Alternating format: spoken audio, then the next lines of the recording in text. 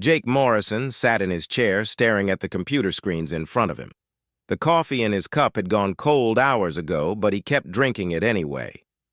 Working the night shift at Earth's deep space monitoring station was usually boring. Most nights he just watched empty space and listened to cosmic noise. Tonight was different.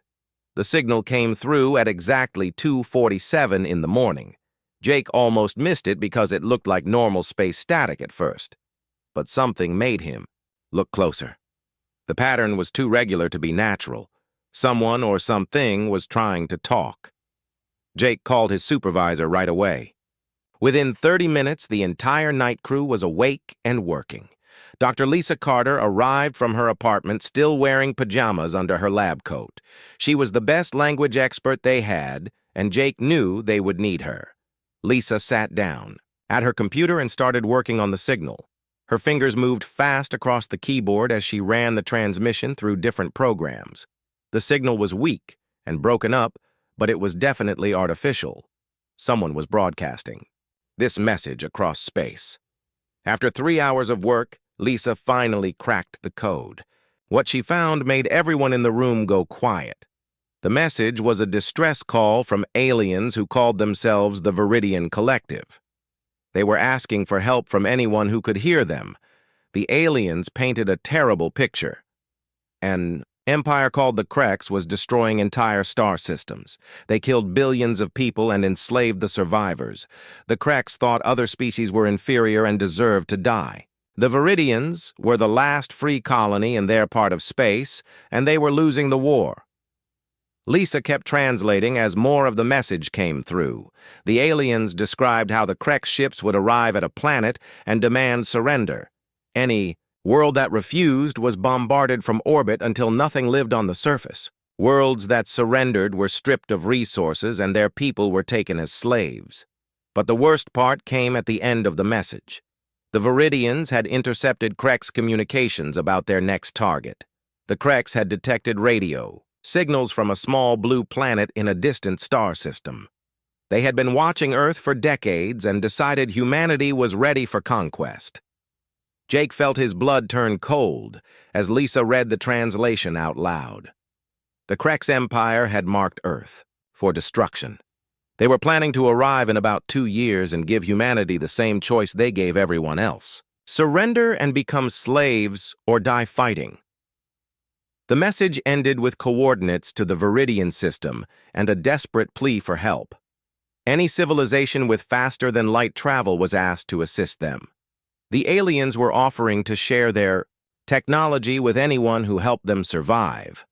Lisa printed out the complete translation and handed it to Jake. He read it twice to make sure he understood correctly.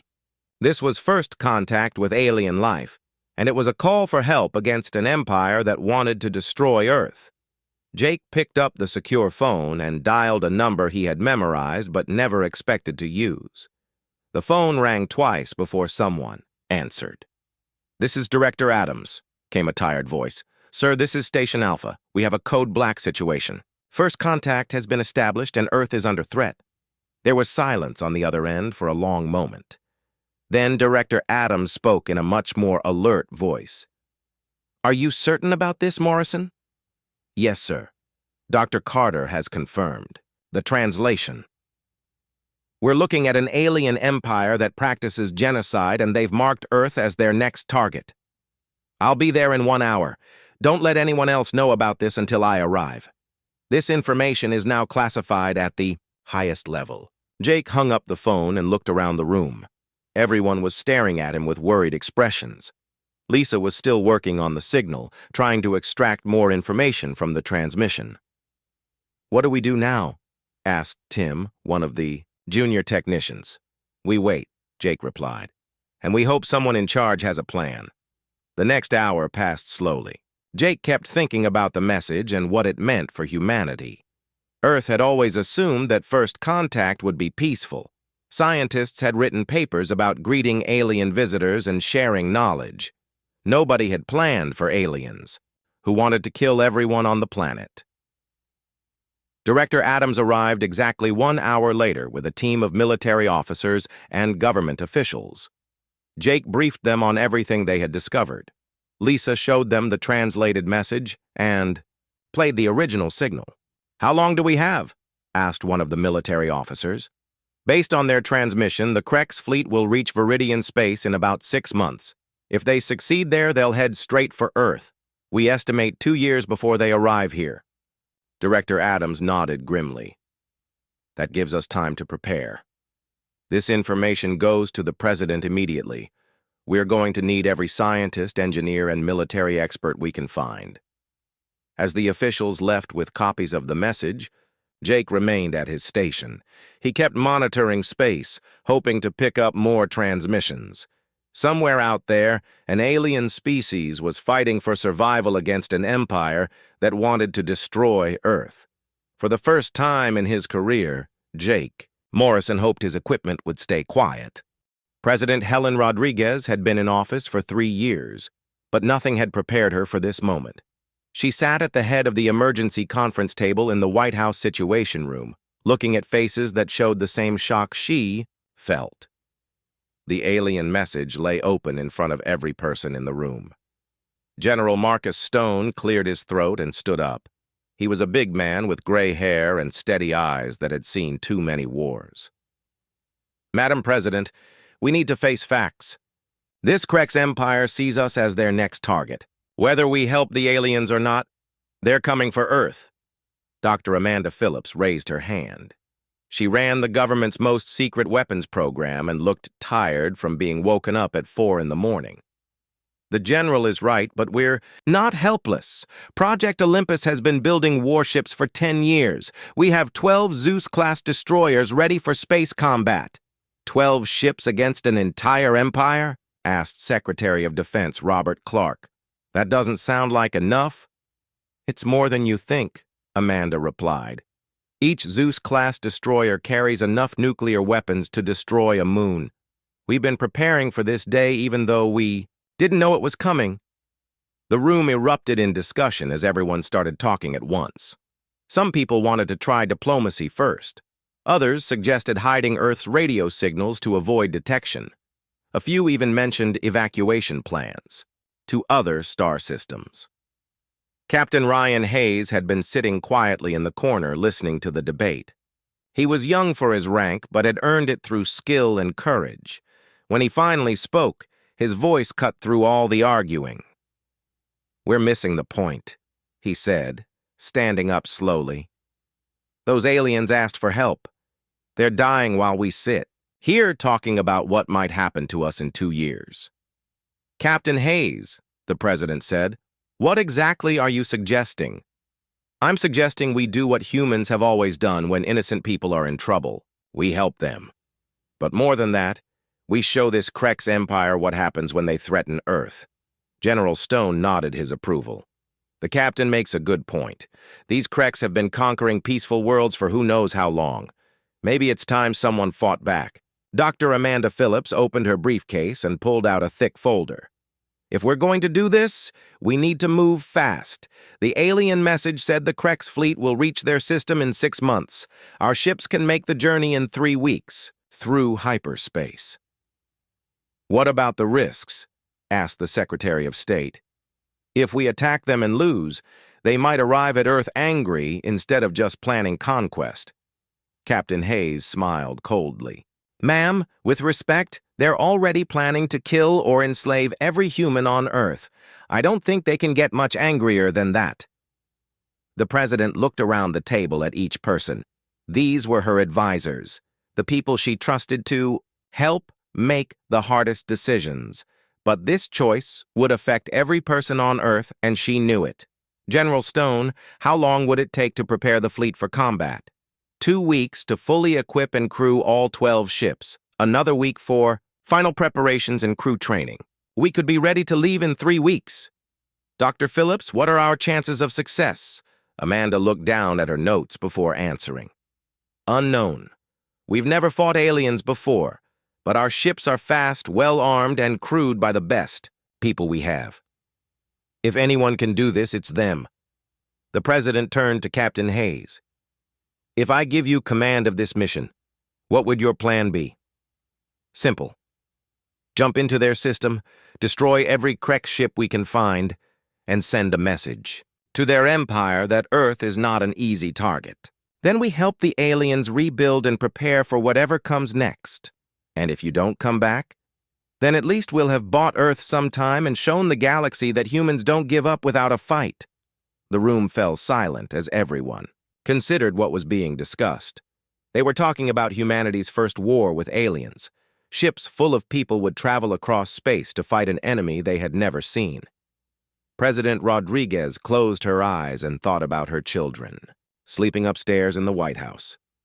She thought about every child on Earth who deserved to grow up free. When she opened her eyes, her decision was made. The mission is approved. General Stone, begin immediate preparations for Operation Thunderstrike.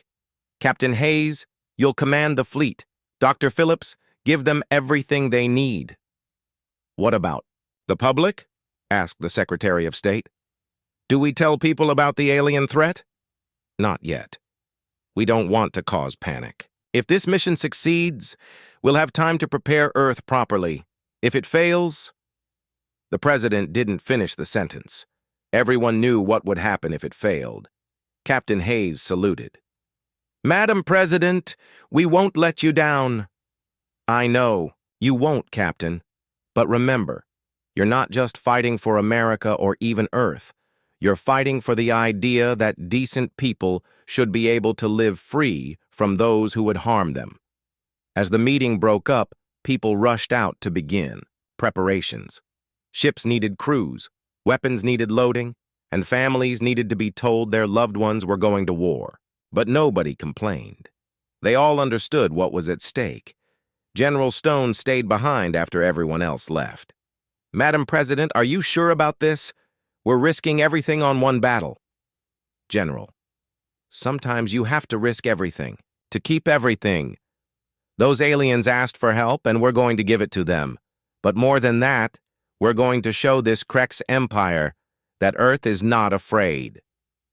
Outside the White House, the sun was rising on what might be humanity's last peaceful day. In a few weeks, Earth's children would be traveling to distant stars to fight for the freedom of aliens they had never met. It was exactly the kind of thing humans did when the innocent needed protection. The UES Vengeance cut through hyperspace like a knife through dark water. Captain Ryan Hayes stood on the bridge watching stars streak past the view screen. Behind his ship, 11 other destroyers followed in perfect formation. Each vessel carried 300 of Earth's finest warriors and enough firepower to level a continent. The journey to Viridian space would take 3 weeks. Hayes used every day to prepare his fleet for what they might find. He studied reports from every crew member, reviewed tactical plans, and tried to understand an enemy humanity had never faced. Lieutenant Karen Brooks worked at the intelligence station, analyzing everything they knew about the Krek's empire. She was small and quiet, but had one of the sharpest minds in the fleet. Her reports painted a picture of an enemy that had grown soft through easy victories. "Captain, the Kreks have been conquering primitive worlds for over 200 years, she reported during the daily briefing. "Their ships are big and powerful, but they're built for intimidation, not real combat. They're used to enemies who surrender after seeing their fleet." "What about their warriors?" asked Commander Bill Santos, Hayes' second-in-command. "That's where it gets interesting," Karen continued. "The Kreks are genetically modified for size and strength. An average Krek soldier is 8 feet tall and weighs 400 pounds. They're incredibly tough by normal standards." Dr. Patricia Lopez, the fleet's expert on alien biology, stood up to add her analysis. "But they evolved on what we would call a garden world. Perfect climate, no natural disasters, no dangerous predators. They've never had to adapt the way humans have." Hayes nodded thoughtfully. Earth was classified as a Class 12 deathworld by the few galactic standards they had discovered. Hurricanes, earthquakes, ice ages, plagues, and countless wars had shaped humanity into something unique. Every person on his ships was descended from survivors. "What does that mean for combat?" asked Major Susan Wright, who commanded the fleet's Marine forces. It means they're used to winning through intimidation and superior firepower, Patricia explained. They've never fought an enemy that refuses to give up. They don't understand persistence hunting or pack tactics. Hayes called up a tactical display showing Krek's ship designs. The vessels were massive and heavily armed, but moved like floating fortresses. They relied on thick armor and big guns to win battles. Human ships were smaller but faster, designed to strike hard and move quickly. Their biggest weakness is that they think like conquerors, not like soldiers, Hayes told his officers. They expect enemies to break when faced with superior force. When that doesn't happen, they don't know how to adapt. The weeks passed quickly, as the fleet prepared for battle. Marines practiced boarding operations in the ship's training rooms. Pilots ran combat simulations until they could fight with their eyes closed. Engineers checked and rechecked every system that might mean the difference between victory and death. Hayes spent his free time reading about human military history. He studied battles where small forces defeated larger armies through superior tactics and determination. Valley Forge, Thermopylae, Stalingrad, all examples of humans refusing to surrender even when defeat seemed certain. Dr. Lopez distributed her analysis of Krek's psychology to every department head. They see other species as either useful servants or obstacles to remove, she explained. The concept of fighting for strangers or abstract principles is completely foreign to them. They can't understand why anyone would risk death for people they've never met. That's going to be their downfall, commented Commander Santos. They think we're here for conquest or resources. They have no idea we're here because it's the right thing to do. As the fleet approached Viridian space, long-range sensors began picking up signs of battle. Energy signatures showed massive ships firing powerful weapons. Debris fields indicated that many vessels had already been destroyed. The aliens were losing their war. Hayes called his senior staff to the bridge as they prepared to drop out of hyperspace. Remember, we're not here to win a fair fight. We're here to end this quickly and completely. The Kreks have been bullying innocent people for centuries. Today that stops, Lieutenant Brooks reported from her station. Captain, I'm detecting at least 30 Kreks vessels surrounding the Viridian homeworld. They're bombarding defensive installations and civilian areas. Any sign of Viridian ships? A few small vessels trying to evacuate civilians, but their main fleet appears to have been destroyed. I'm reading escape pods and debris throughout the system. Hayes felt anger building in his chest as he watched the tactical display. The Kreks were methodically destroying everything in the system while helpless civilians tried to escape. It was exactly the kind of behavior that made his blood boil. All ships, this is Captain Hayes, he announced over the fleet communication system. We're about to drop out of hyperspace and engage the enemy. Remember your training and remember why we're here. Those are innocent people dying down there, and we're the only ones who can help them. The hyperspace tunnel collapsed around the fleet as 12 human warships suddenly appeared in Viridian space. Alarms immediately began sounding on Krek's vessels as their sensors detected the new arrivals. For a moment, both sides simply stared at each other across the dark void. Then Hayes gave the order that would change galactic history forever. All ships, weapons free. Show them what Earth thinks of bullies. The human fleet spread out in attack formation and began their approach toward the Krek's armada.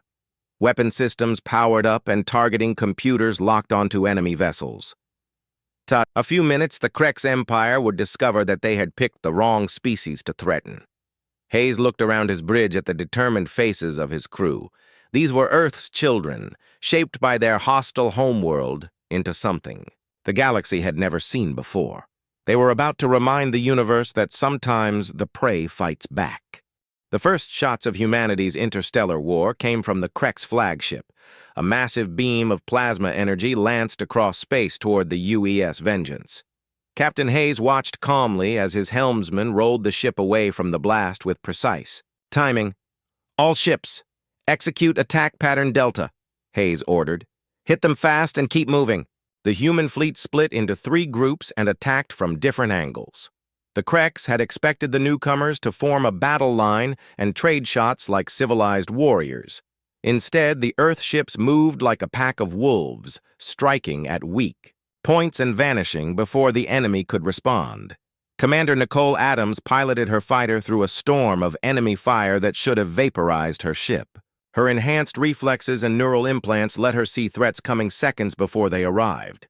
She danced between plasma beams and missile explosions while her wingman covered her approach to a Krek's heavy cruiser.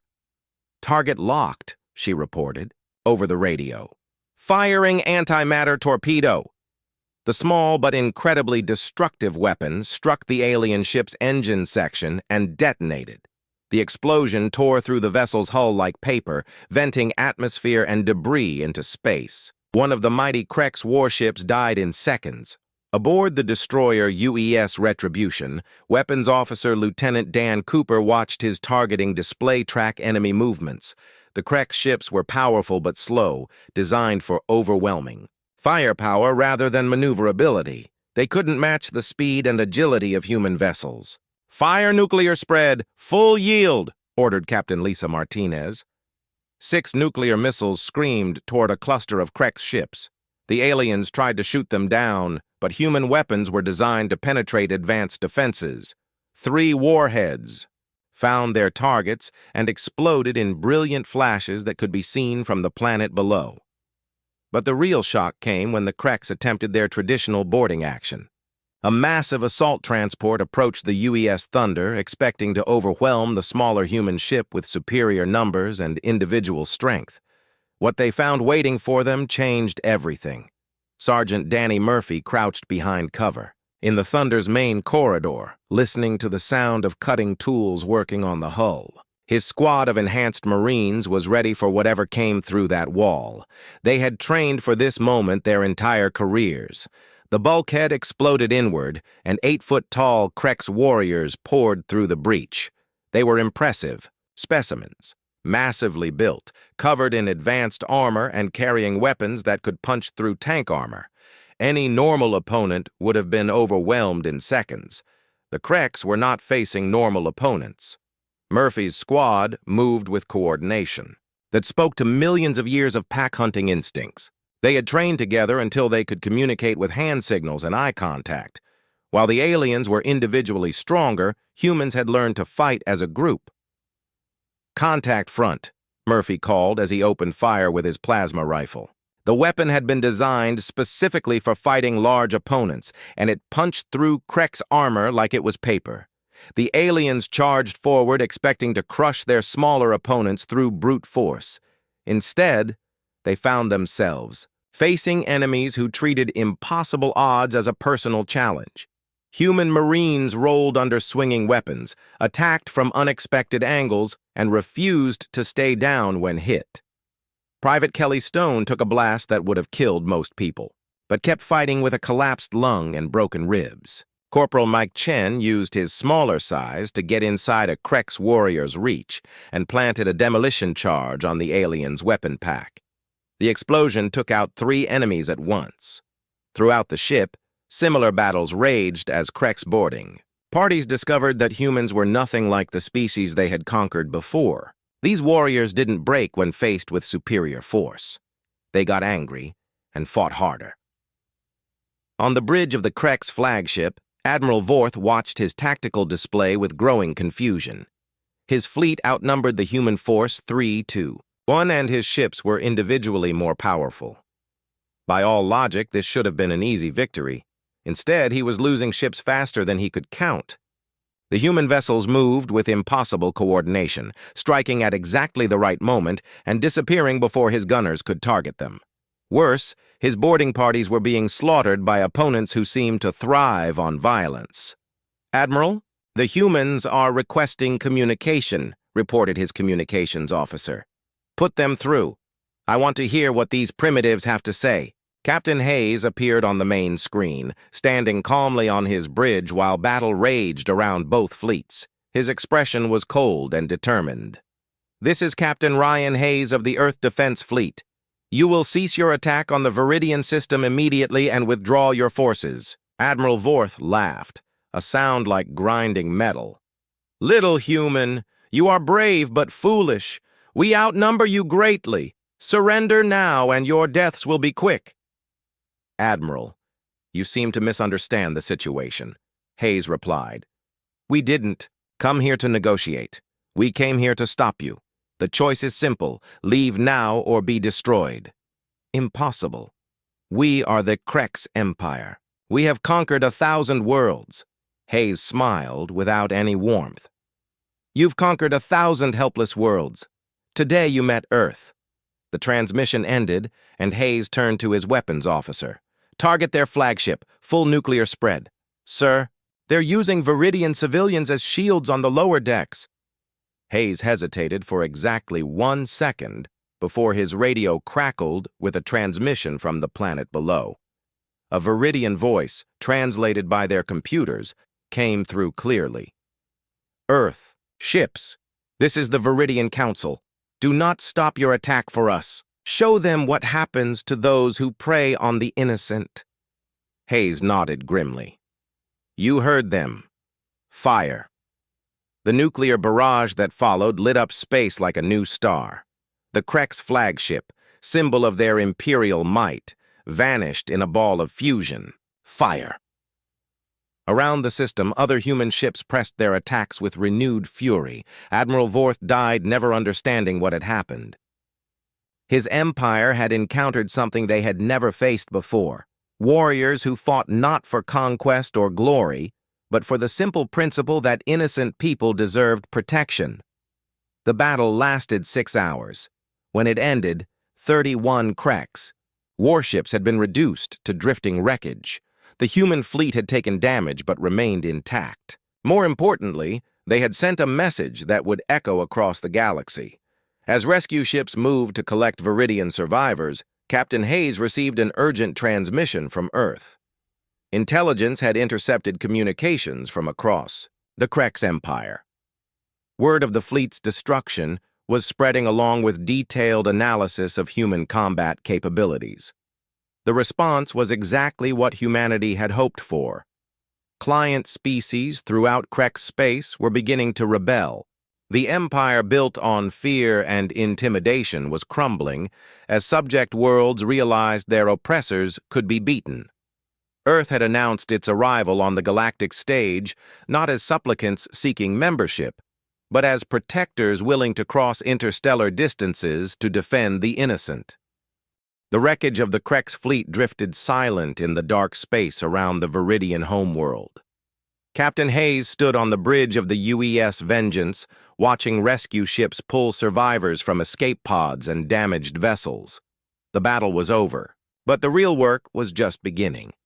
Dr. Lisa Carter worked alongside Viridian linguists in the ship's communication center, preparing a message that would be broadcast across known space. The aliens were grateful beyond words, but also amazed by what they had witnessed. No species in recorded galactic history had ever defeated a Krex fleet so completely. "Captain," came a voice over the intercom, "we're receiving priority communications from Earth Command." Hayes made his way to the secure communication room where Lieutenant Brooks was monitoring multiple channels. Her face showed excitement mixed with concern as she handed him a data pad filled with intercepted transmissions. "Sir, the entire galaxy is talking about what happened here. The Krex were broadcasting everything before they died. Other species intercepted their tactical analysis of our combat capabilities." Hayes read through the reports with growing amazement. The destruction of the Krex fleet had triggered a chain reaction across their empire. 3 client species had declared independence within hours of learning about the battle. 2 more had begun active rebellions against their Krex overlords. "It gets better, Captain," Brooks continued. "Intelligence reports that Krex forces are being withdrawn from frontier systems to protect their core worlds. They're actually afraid of us." Commander Santos joined them in the communication room, still wearing his damaged battle armor. His ship had taken heavy fire during the boarding actions, but had held the line. "Any word on our casualties?" Hayes asked, "Remarkably light considering what we faced. 17 dead, 43 wounded. The medical team say most of the wounded will make full recoveries. Hayes nodded solemnly. 17 families on Earth would never see their loved ones again. But those warriors had died protecting innocent people from an empire that had terrorized the galaxy for centuries. Their sacrifice had meaning. Dr. Patricia Lopez entered carrying her analysis of captured Krex equipment and biological samples. Her report would help Earth prepare for future encounters with the Empire. Captain, the Krex are even more dependent on intimidation than we thought. Their weapons are designed to cause maximum psychological impact rather than tactical effectiveness. They've been winning through fear for so long that they forgot how to actually fight. What about their reinforcements? Are they likely to send more fleets? That's the interesting part, Patricia replied. According to the communication intercepts, the Krex High Command is in complete chaos. They can't understand how a primitive species destroyed their best fleet. Some of them think we must be allied with a major galactic power. Hayes almost smiled at that. If only the Krex knew that Earth was acting completely alone, with no allies except their own determination to do what was right. A Viridian delegation arrived on the Vengeance later that day to formally thank the human fleet. Their leader was an elderly female named Zara who had lost her entire family to Krex attacks. She spoke through translation software with tears in her large eyes. "Your species has given us something we thought was lost forever," she said. "Hope. For 200 years, the Krex have spread across our region of space like a plague. No one could stop them. Today, you proved they can be beaten." "We're sorry we couldn't arrive sooner," Hayes replied. "Too many innocent people died before we got here." "Do not blame yourselves. You came when we called and you fought for people you had never met. That is the mark of a truly noble species." Zara presented Hayes with a crystal containing the complete history of her people. "This is our gift to Earth. Everything we know about this region of space, every star chart and cultural database. We want humanity to understand the galaxy you have just changed forever." As the ceremony concluded, Hayes received another priority message from Earth. President Rodriguez herself appeared on the secure channel, looking tired but determined. "Captain Hayes, congratulations on your victory. The entire planet is proud of what you've accomplished, but we need to discuss what comes next." "Yes, Madam President. Intelligence reports suggest the Krex Empire is fragmenting. Multiple worlds are in revolt, and their military is being spread thin, trying to maintain control. This is our chance to help other species break free, but it also means Earth is now a target for revenge." Hayes had expected this conversation. By destroying the Krex fleet, humanity had declared itself an enemy of the Empire. There would be retaliation. "What are your orders, ma'am?" "Return to Earth immediately. We're accelerating all defense programs and building more ships. But first, I want you to send a message that every species in the galaxy will hear." Dr. Carter stepped forward with the completed transmission. She had worked with Viridian experts to ensure it would be understood by every known language in their database. "The message is ready, Captain. It will broadcast on all frequencies used by galactic civilizations." Hayes reviewed the text one final time. It was simple, direct, and carried the weight of demonstrated fact behind every word. "This is Earth speaking to all civilizations within range of this transmission. We received a distress call from the Viridian Collective requesting help against the Krex Empire. We responded as requested. The Krex forces that threatened innocent people have been eliminated." He paused, thinking about the 17 crew members who had died to make this message possible. "To any species currently suffering under Krex occupation, know that you are not alone. Earth remembers those who cry out for help. Earth responds to calls for justice, and Earth does not forgive those who harm the defenseless." The transmission would take months to reach distant star systems, but Hayes knew it would be heard. More importantly, it would be believed because the evidence drifted in space around them. As the human fleet prepared for its journey home, they left behind more than just grateful Viridian survivors. They had announced humanity's arrival on the galactic stage as protectors rather than conquerors. Earth's children had proven they would travel across the stars to defend strangers simply because it was the right thing to do. The Krex Empire had wanted to know what kind of species their homeworld had produced. Now they knew. Earth had given birth to warriors who answered distress calls with overwhelming force and absolute commitment.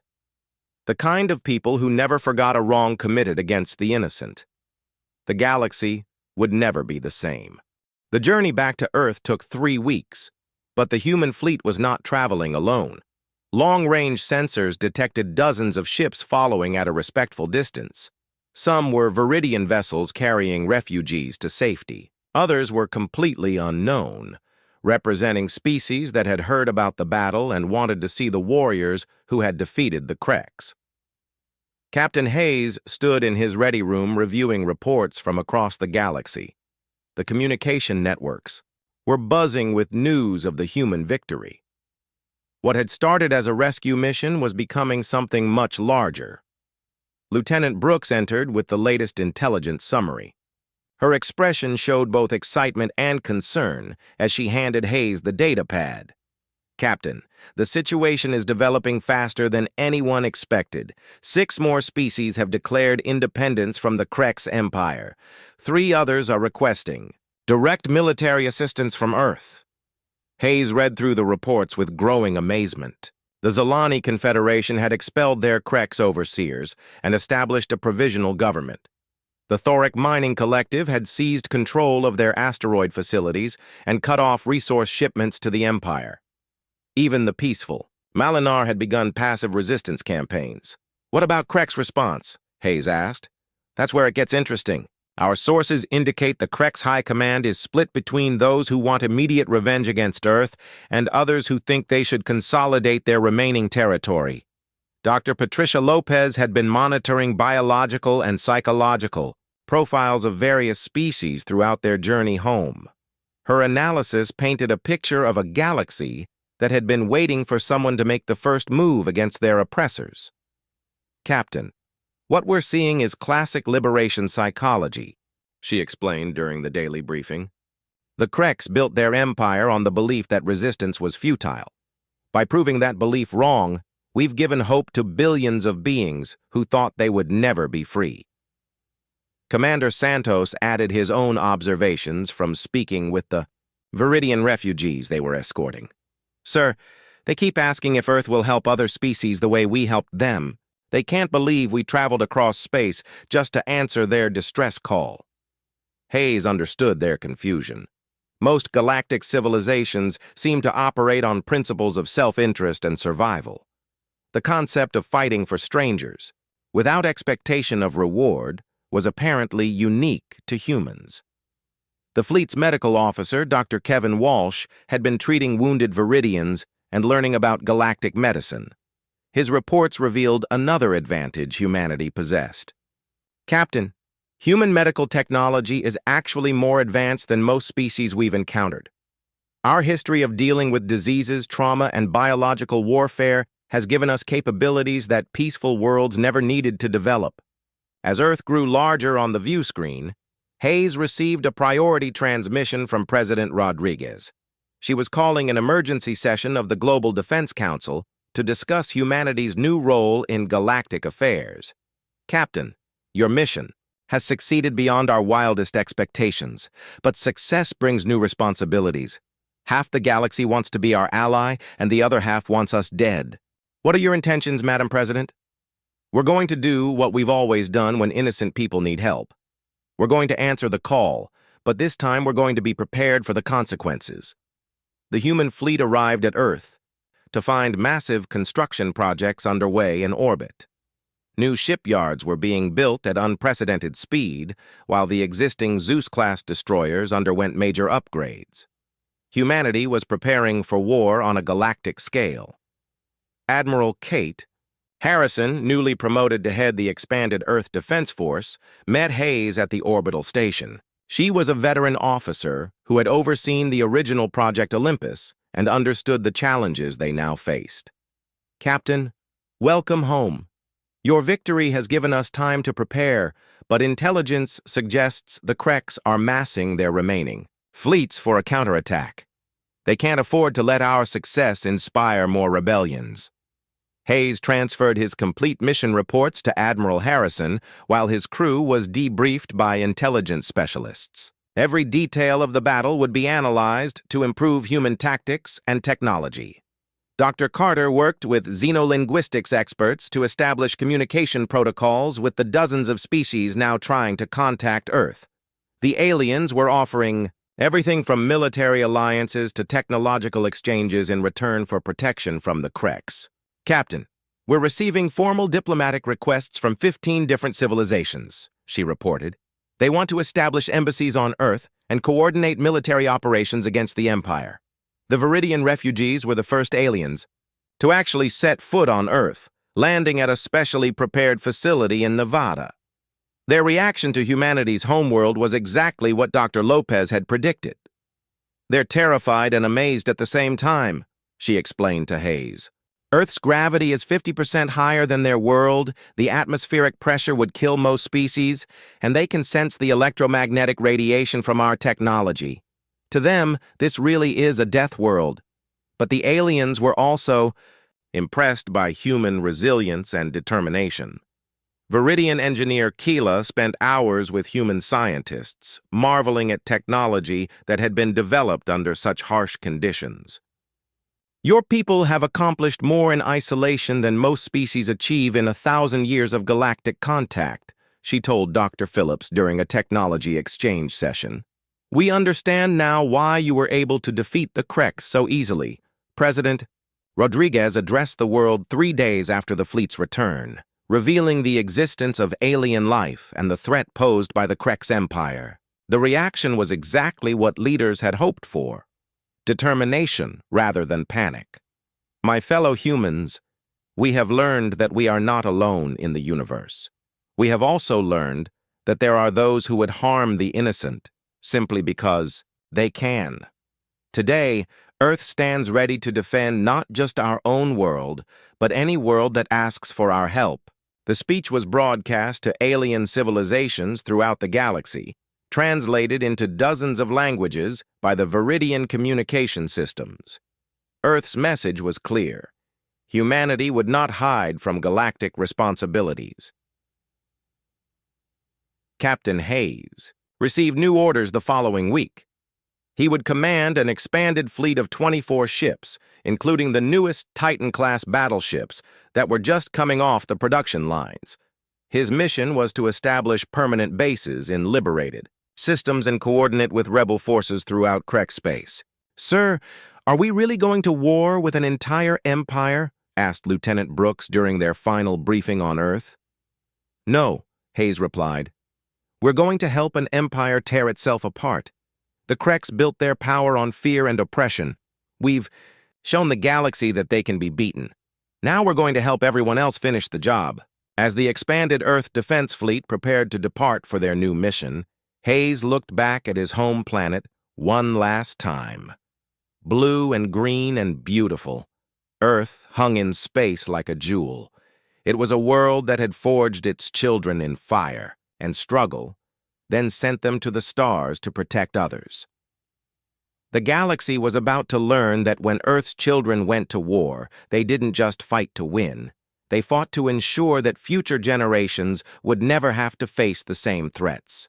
6 months after the liberation of Viridian space, the Kreks Empire finally responded with the full weight of their military might.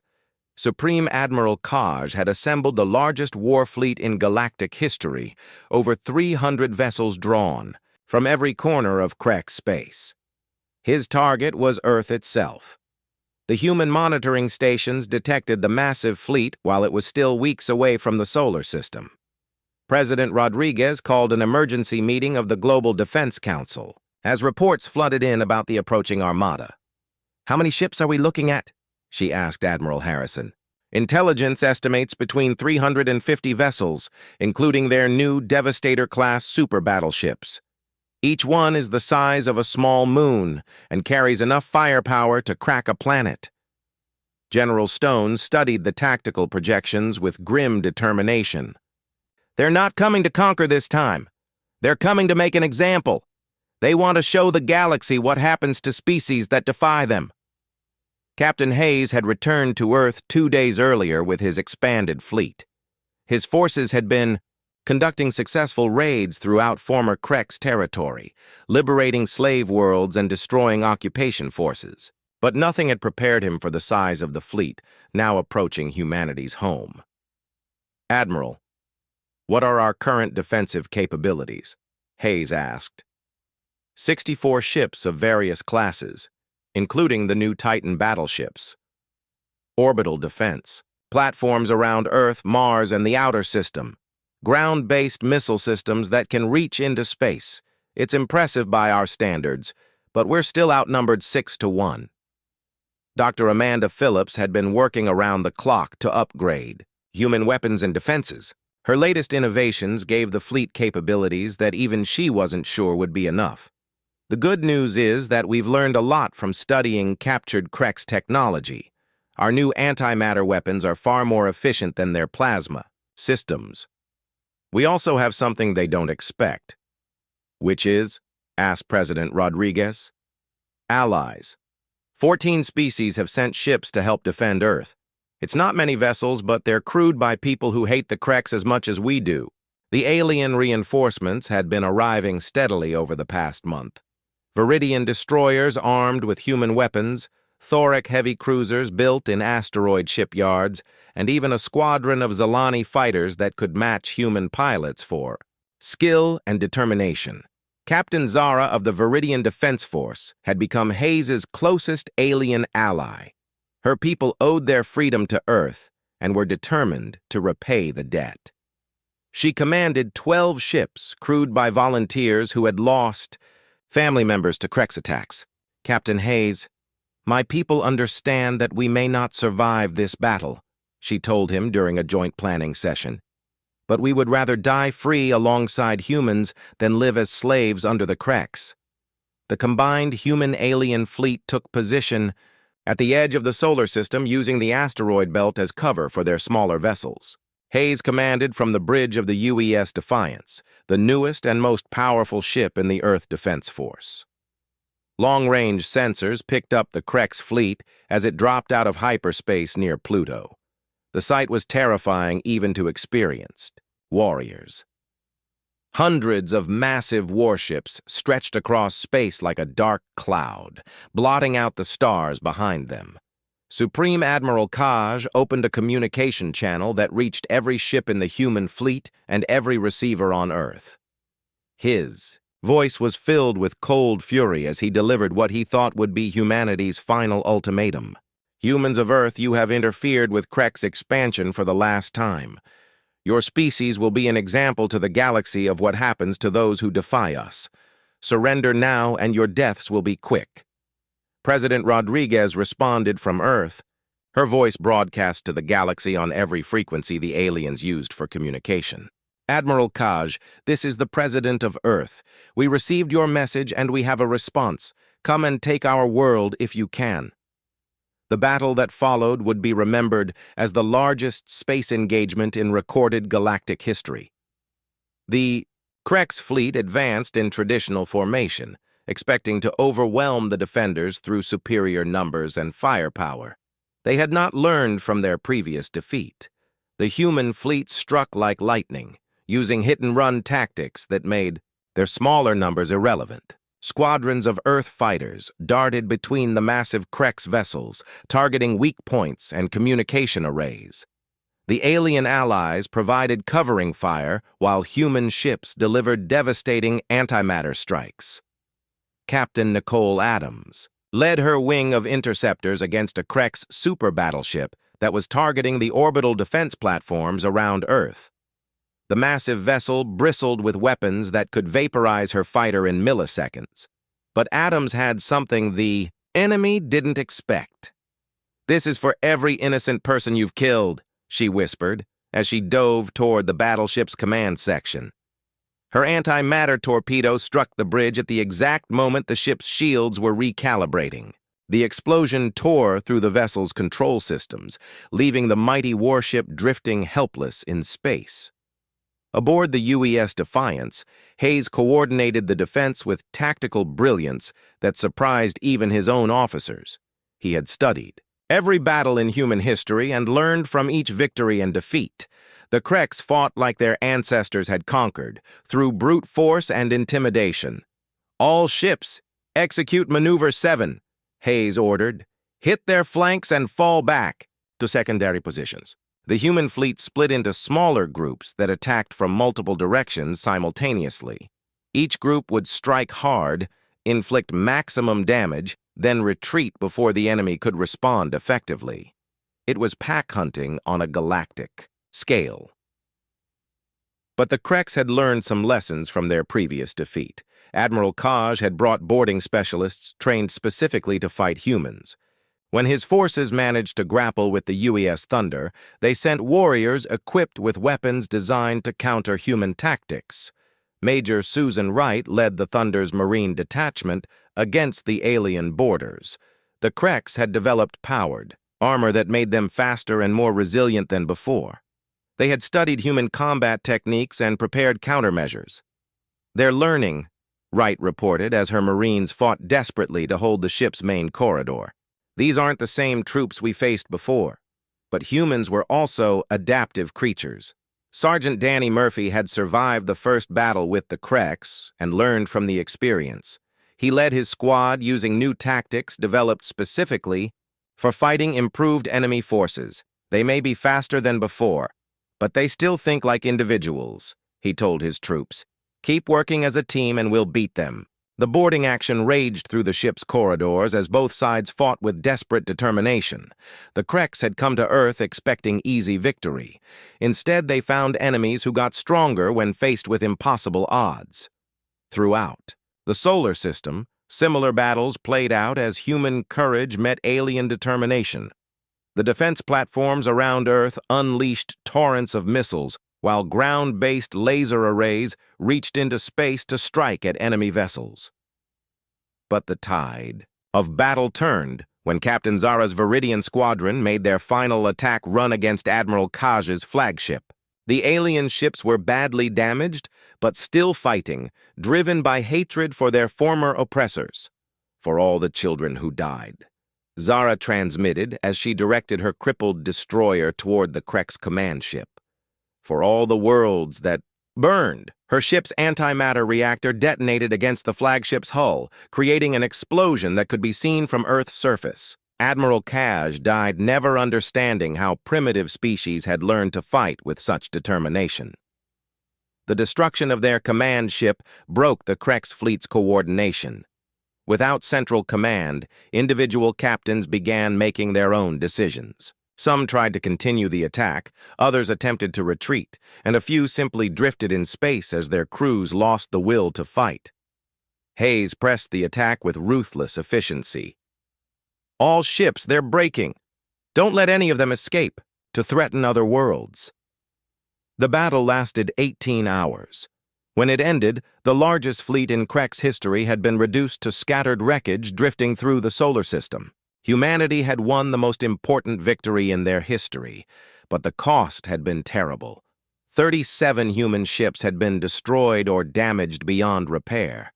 Over 2,000 Earth personnel had died defending their homeworld. The alien allies had suffered even worse casualties, with Captain Zara among those who would never see their homes again. As rescue operations began throughout the solar system, Hayes received reports from across the galaxy. The destruction of the Kreks Grand Fleet had triggered the final collapse of their empire. Dozens of worlds were declaring independence, while remaining Kreks forces fought each other for control of the remaining territory. The galaxy was free, but freedom had come at a price that Earth would remember forever.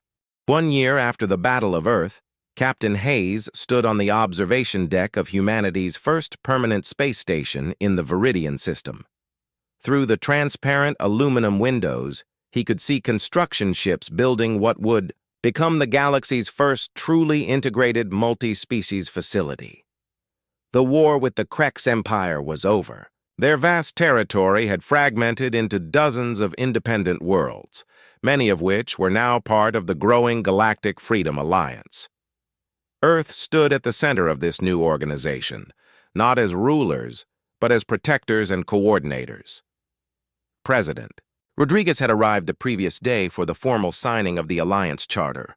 Representatives from 43 different species had gathered to create something the galaxy had never seen before, a voluntary association of worlds united by shared principles rather than conquest or fear. Dr. Lisa Carter worked in the station's diplomatic section, managing communications between species that had never interacted before. Her translation programs now handled over 200 different languages, and new ones were being added every week as more civilizations joined the alliance. "Captain, the ceremony is ready to begin," she announced over the intercom. Hayes made his way to the main assembly hall where beings from across the galaxy had gathered. Some breathed oxygen like humans, others required environmental suits, and a few existed as energy patterns that communicated through light. But all of them shared one thing in common. They had suffered under Krek's rule and been freed by Earth's intervention. The Viridian leader, Keela, approached Hayes before the ceremony began. In the year since liberation, her people had rebuilt their civilization with help from human engineers and alien allies. Their world was becoming a model for post-war reconstruction. "Captain Hayes, my people wanted me to present this to you personally," she said, holding out a crystalline sculpture that seemed to capture starlight within its faceted surface. "What is it?" Hayes asked, accepting the beautiful object. "It contains the genetic patterns of every species the Kreks drove to extinction in our sector. We recovered the data from their files after liberation. These beings cannot be brought back, but they will be remembered." Hayes felt the weight of responsibility that came with the gift. Earth had become more than just another world in the galaxy. They were the guardians of memory for civilizations that could no longer speak for themselves. Admiral Harrison activated the holographic display that would allow beings throughout Alliance space to participate in the ceremony. Millions of people across dozens of worlds watched as their representatives prepared to sign the historic document. President Rodriguez stepped forward to address the assembly. Her words would be transmitted to every corner of the former Kreks, Empire and beyond. "1 year ago, Earth received a distress call from the Viridian Collective. We responded because it was the right thing to do. Today, we gather not as conquerors or overlords, but as equals united by a simple belief that all intelligent beings deserve to live free from fear and oppression." The charter itself was a remarkable document. Unlike the treaties that had bound the Kreks Empire together, this agreement was based on voluntary cooperation and mutual aid. No world was required to join, and any member could leave at any time. But those who chose to participate would have the protection of the entire alliance. Dr. Amanda Phillips had overseen the sharing of human technology with allied species. Earth's weapons, medical advances, and engineering techniques were being adapted for use by dozens of different civilizations. In return, alien knowledge was helping humanity advance faster than ever before. "The remarkable thing is how much we've learned," she explained to Hayes during a break in the ceremony. "Each species we've encountered has developed solutions to problems we never even knew existed. Working together, we're accomplishing things none of us could do alone." The first official act of the new alliance was the establishment of joint exploration fleets. Ships crewed by multiple species would venture beyond known space, searching for new worlds and new civilizations. But they would also be ready to respond to distress calls from anywhere in the galaxy. Captain Zara's daughter, Elena, had become the first alien to graduate from Earth's Space Academy. She would command one of the new exploration vessels, carrying on her mother's legacy of courage and determination. The young Viridian had grown up on Earth and considered herself as much human as alien. "Captain Hayes, I want to thank you for everything your people have done for mine," she said after receiving her commission. "But more than that, I want to promise that we'll carry Earth's values with us wherever we go." The signing ceremony itself was surprisingly simple. Each representative placed their hand, claw, tentacle, or energy pattern on the charter document, officially bringing their world into the alliance. As the last signature was added, cheers erupted from beings across the galaxy. But Hayes knew this was just the beginning. The alliance would face challenges that would test their unity and resolve. There were other empires beyond Krek space that might see the new organization as a threat, unknown. Dangers lurked in the unexplored regions where human ships were already venturing. Dr. Patricia Lopez had been studying reports from the outer reaches of known space. Her analysis suggested that the Krek's empire had been avoiding certain areas for good reason. There were things out there that even the mighty Kreks had feared. "Captain, we may have won the war, but we've also inherited the galaxy's problems," she warned. The Kreks kept detailed records of threats they couldn't handle. Some of those files make for disturbing reading. Hayes accepted the challenge with the same determination that had driven him to answer the original Viridian distress call. Earth had not sought the role of galactic protector, but they had proven themselves capable of bearing that responsibility. As the ceremony concluded, Hayes received a message from his old monitoring station on Earth. Jake Morrison, now director of the expanded Deep Space Communications Array, reported that they were receiving signals from civilizations thousands of light-years away. Word of Earth's actions was spreading far beyond the former Krek's territory. "Sir, we're getting contact requests from species we've never heard of," Morrison reported. "Some are asking for help, others want to trade, and a few are issuing warnings about things we apparently need to know about." Hayes smiled at the familiar voice of the man who had first detected the Viridian distress call. In just 2 years, that single transmission had changed everything for humanity and the galaxy. "Keep monitoring, Jake. If someone needs help, we'll be ready to answer." The Alliance fleet began departing for their assigned sectors the next day. Human ships traveled alongside alien vessels, carrying crews that represented dozens of different worlds. They would patrol the space lanes, respond to emergencies, and explore the unknown regions where new challenges waited. President Rodriguez returned to Earth with plans for massive expansion of the space program. Humanity would need more ships, more stations, and more trained personnel to meet their new responsibilities. But polls showed overwhelming support for Earth's galactic role. Hayes remained at the Viridian Station as commander of the Alliance's Rapid Response Forces. His fleet of 60 ships could reach any point in known space within 2 weeks. More importantly, they carried Earth's promise that no distress call would go unanswered.